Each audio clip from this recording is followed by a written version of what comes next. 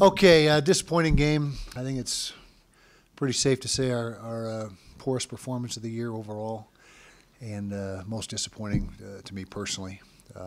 Just didn't feel like we, for the first time this season, came out with the passion and the energy that we usually have, and it wasn't necessarily bad at the beginning of the game, but as the game wore on, we seemed to fade, and so uncharacteristic of us.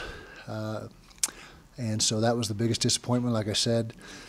And as bad as things got, we had it was 21-10, and Kalen returns that punt for a touchdown. Of course, it gets called back. But as poorly as we'd played, and as many mistakes as we had made up to that point, it's still 21-10 going into the fourth quarter, and then we let it get away from us. So got to move on, get ready for Colorado, last regular season game, a road trip. We've played pretty good on the road so far this year.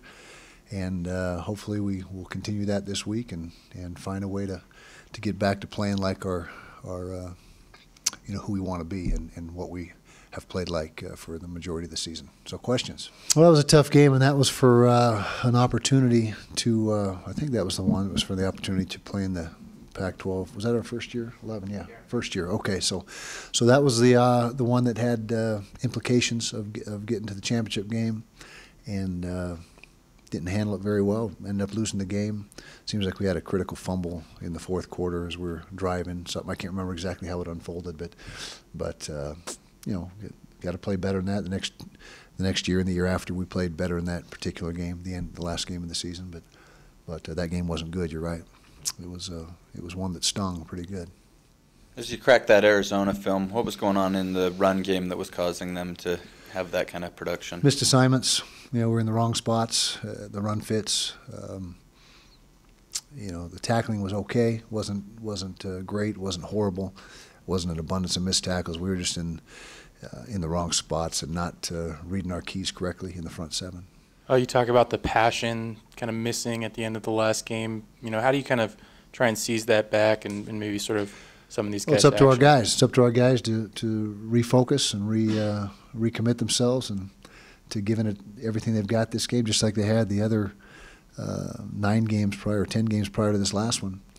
And us as coaches to help that process along and get them in the right frame of mind and the right mindset and be ready to play. It's an early game. It's an early kick, so we've got to get up and be ready right away.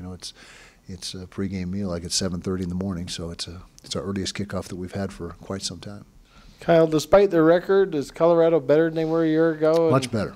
Much better. They took UCLA to overtime. They've been so close in so many games this season. Now they haven't got over that hump as far as a conference win, but they are much more competitive and playing much better football than last year.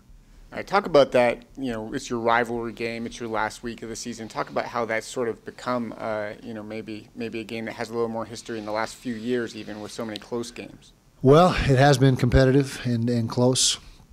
I don't know if you can say it's a rivalry game yet. I think that has to happen on its own. I don't think you can just label it a rivalry game, which, it's still in its infancy. This will only be the 4th year. And so, it's important to try to finish on a positive, build some momentum going into the bowl game. But, we just got to get ourselves turned around and play better football this week. You did get a look at Connor Manning last week. What's sort of your evaluation of him, and do you expect to maybe use him more in this game, or might he get some reps in the game? He was put in a tough spot. It was tough circumstances, and I thought he did okay. We thought he did okay. Going forward, there's a lot of evaluation that will take place this week, and as always, it's about getting the 11 guys on the field that we feel give us the best chance to win. And we'll have to see how that shakes out. But it was Connor's first extensive action, and did some good things. Made a throw that I know he wishes he had back, but he's just a freshman, so he's got a lot ahead of him. What was going on with your free safety position? I saw JT taking free reps out there.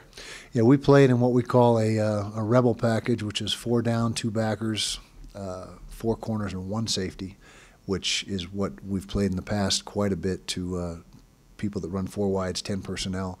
And so JT, at some points, when we were in 2 deep structure, since we only had the one safety in the game, he became that second safety in some of those coverages. And so it's not a position change or a move or anything like that. It's just based on the personnel group that we were playing with.